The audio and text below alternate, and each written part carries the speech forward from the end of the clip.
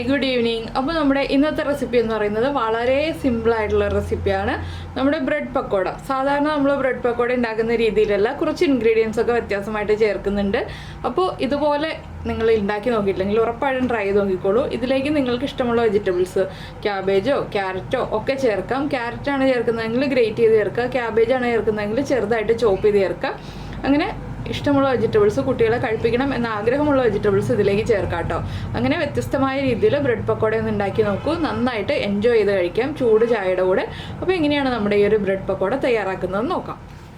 നമുക്ക് നമ്മുടെ ഇൻഗ്രീഡിയൻസ് നോക്കാം. നമ്മളിപ്പോൾ ഒരു 4 സ്ലൈസ് ബ്രെഡ് എടുത്തിട്ടുണ്ട്. അതിലേക്കായിട്ട് ഒരു ക്യാപ്സിക്കത്തിൻ്റെ പകുതി ഇതുപോലെ ക്യാപ്സിക്കം പകുതിയായിട്ട് എടുത്തിട്ട് കുറുകെ കട്ട് ചെയ്ത് സ്ലൈസ് ചെയ്തെടുത്തിട്ടുണ്ട്. ഒരു ചെറിയ സവോള സ്ലൈസ് ചെയ്തെടുത്തിട്ടുണ്ട്. പിന്നെ 3 പച്ചമുളക് റൗണ്ടിൽ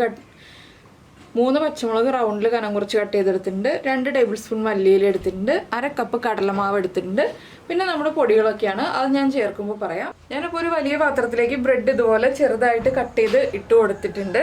അപ്പോൾ ഇതുപോലെ നമ്മൾ കൈ കൊണ്ടൊന്ന് കട്ട് ചെയ്തിട്ട് കൊടുക്കുക. നമുക്ക് കുഴയ്ക്കാൻ എളുപ്പത്തിനാണ് നമ്മൾ ഇതുപോലെ കട്ട് ചെയ്തിട്ട് കൊടുക്കുന്നത്. ഇനി നമുക്കിതിലേക്ക് നമ്മുടെ സവോള കട്ട് ചെയ്തത്, അതുപോലെ തന്നെ പച്ചമുളക് കട്ട് ചെയ്തത്, ക്യാപ്സിക്കം കട്ട് ചെയ്തത്, മല്ലിയില കട്ട് ചെയ്തത്, അങ്ങനെ നമ്മൾ കട്ട് ചെയ്ത് വെച്ചിരിക്കുന്ന എല്ലാം ചേർത്ത് കൊടുക്കുക. പിന്നെ നമ്മൾ ചേർക്കുന്നത് ഒരു 1/2 ടീസ്പൂൺ പെരിഞ്ജീരകം പൊടിച്ചത്, 1/4 ടീസ്പൂൺ കുരുമുളക് പൊടി. എന്താണെന്ന് വെച്ചാൽ നമ്മൾ മുളക് പൊടിയും പച്ചമുളകും ചേർത്തിട്ടുണ്ട്, അതുകൊണ്ട് കുരുമുളക് പൊടി 1/4 ടീസ്പൂണേ ഞാൻ ചേർക്കുന്നുള്ളൂ. നിങ്ങൾക്ക് എരിവനുസരിച്ച് ചേർക്കാം കേട്ടോ.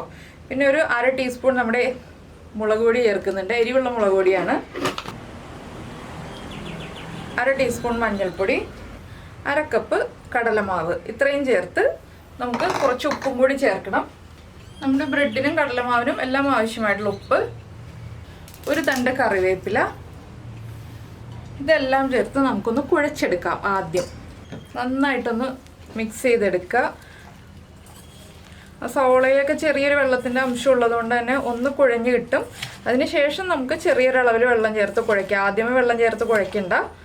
ഇത് വളരെ എളുപ്പത്തിൽ ഉണ്ടാക്കാൻ പറ്റുന്ന ഒരു സ്നാക്കാണ് കേട്ടോ. അപ്പോൾ നിങ്ങളിത് ഇതുവരെ ട്രൈ ചെയ്ത് നോക്കിയിട്ടില്ലെങ്കിൽ ഉറപ്പായിട്ടൊന്ന് ട്രൈ ചെയ്ത് നോക്കിക്കോളൂ. നല്ല ടേസ്റ്റി ആയിട്ടുള്ള സ്നാക്കാണ്. അപ്പോൾ കുട്ടികളൊക്കെ സ്കൂൾ വിട്ട് വരുമ്പോൾ എളുപ്പത്തിൽ ഉണ്ടാക്കി കൊടുക്കാൻ പറ്റിയതാണ്.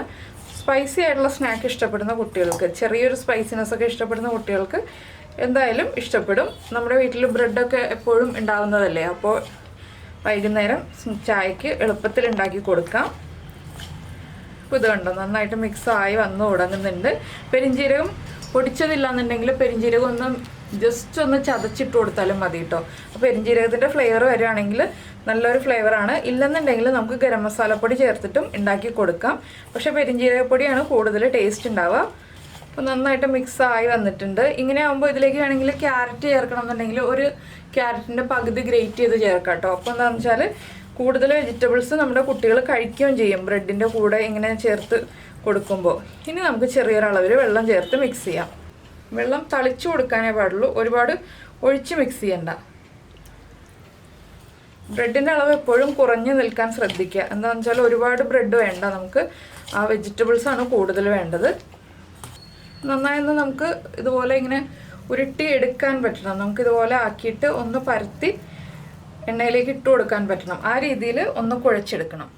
അപ്പോൾ നമ്മളിതാ ഇതുപോലെ നല്ല സോഫ്റ്റായിട്ട് കുഴച്ചെടുത്തിട്ടുണ്ട്. കണ്ടോ, ഇതുപോലെ കുഴച്ചെടുക്കുക. ഇനി എണ്ണ ചൂടാക്കിയിട്ട് നമുക്കിത് ഫ്രൈ ചെയ്തെടുക്കാം. അപ്പോൾ ഉപ്പൊന്ന് ചെക്ക് ചെയ്യണം. ഉപ്പ് കുറവാണെങ്കിൽ ഉപ്പ് ആഡ് ചെയ്ത് കൊടുക്കുക. എരിവ് കുറവാണെങ്കിൽ കുറച്ചുകൂടി കുരുമുളക് പൊടി ചേർക്കാം. മുളക് പൊടി ചേർത്തിട്ടുണ്ടെങ്കിൽ കളർ മാറിപ്പോവും. അപ്പോൾ കുരുമുളക് പൊടി ചേർത്ത് കൊടുക്കാം കേട്ടോ. ഇനിയിപ്പോൾ ഇത് ഫ്രൈ ചെയ്യട്ടെ. അപ്പോൾ നമ്മുടെ എണ്ണയൊക്കെ ചൂടായി വന്നിട്ടുണ്ട്. നമുക്ക് നമ്മുടെ ബ്രെഡിൻ്റെ മിക്സ് ഇതുപോലെ കുറച്ചെടുത്തിട്ട്, അല്ലെങ്കിൽ കയ്യിലെടുക്കാം, ഇല്ലെങ്കിൽ ഒരു സ്പൂണിലെടുത്തിട്ട് നിങ്ങൾക്ക് ഷേപ്പില്ലാതെ എടുക്കാം. ഞാനിപ്പോൾ ഇതുപോലെ ചെറിയൊരു ഷേപ്പിലാക്കിയിട്ട് എടുക്കുകയാണ്. ഷേപ്പിലാക്കണം എന്ന് നിർബന്ധമൊന്നുമില്ല കേട്ടോ. ഇതുപോലെ എണ്ണയിലേക്ക് ഇട്ട് കൊടുക്കാം. ഒരുപാട് തിക്കാവരുത് നമ്മുടെ ബ്രെഡിൻ്റെ മിക്സ്. ഒരുപാട് തിക്കായിട്ടുണ്ടെങ്കിൽ നമ്മുടെ പക്കോടയുടെ ഇൻസൈഡ് കുക്കാവാൻ സമയം കൂടുതലെടുക്കും. അതുകൊണ്ട് ബ്രെഡ് ആയതുകൊണ്ട് വേഗം കരിഞ്ഞും പോവുമല്ലോ പുറം ഭാഗം. അതുകൊണ്ടാണ് ഒരുപാട് തിക്കായിട്ട് എടുക്കരുതെന്ന് പറയുന്നത്. കുറച്ച് കട്ടി കുറച്ചെടുക്കുക. എപ്പോഴും ഇതുപോലെ പരത്തി എടുത്തിട്ട് എണ്ണയിലേക്ക് ഇട്ട് കൊടുക്കുക. അല്ലെങ്കിൽ ഒരു സ്പൂണിലെടുത്തിട്ട് ചെറിയ ചെറിയ പക്കോടാസായിട്ട് നമുക്ക് പൊരിച്ചെടുക്കാം.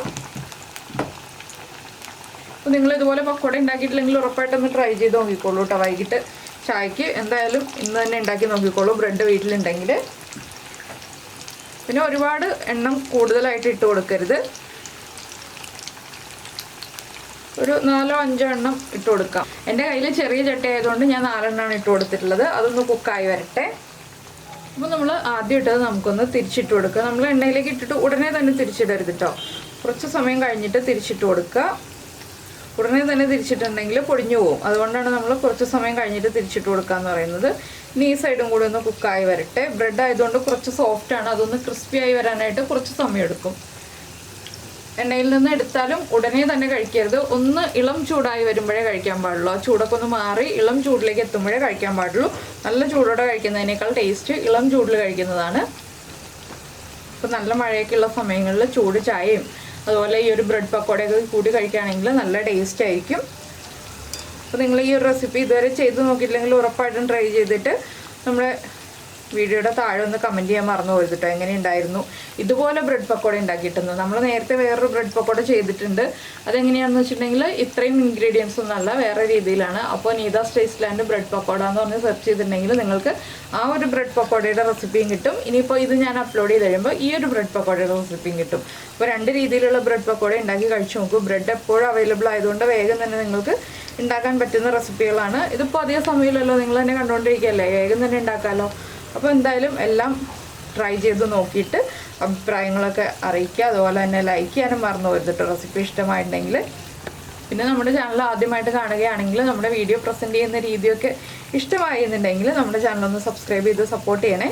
ഇത് പറയുന്നതിന് എനിക്ക് കഴിഞ്ഞ ദിവസം ഒരു കമൻറ്റ് വന്നിരുന്നു, എന്തിനാണ് എല്ലാ ദിവസവും എല്ലാ വീഡിയോയിലും ഇത് പറയുന്നതെന്ന്.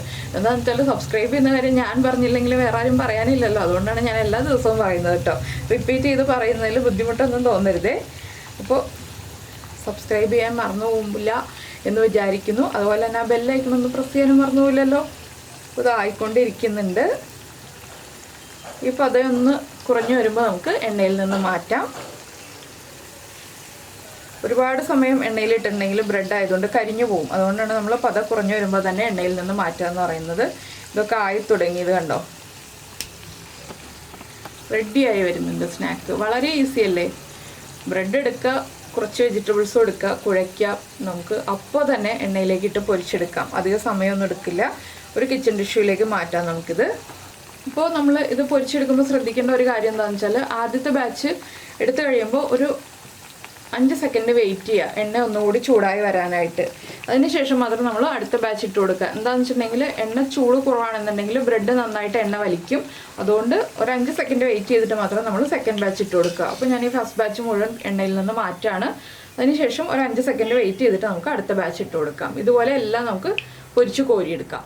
അപ്പോൾ നമ്മുടെ ബ്രെഡ് പക്കോട എല്ലാം റെഡിയായി വന്നിട്ടുണ്ട്. അപ്പോൾ നിങ്ങളെല്ലാവരും ഇതൊന്ന് ഉണ്ടാക്കി നോക്കിയിട്ട് അഭിപ്രായങ്ങളൊക്കെ പറയുക. നമുക്ക് നമ്മുടെ അടുത്തൊരു വീഡിയോയുമായിട്ട് അടുത്ത ദിവസം വീണ്ടും കാണാം.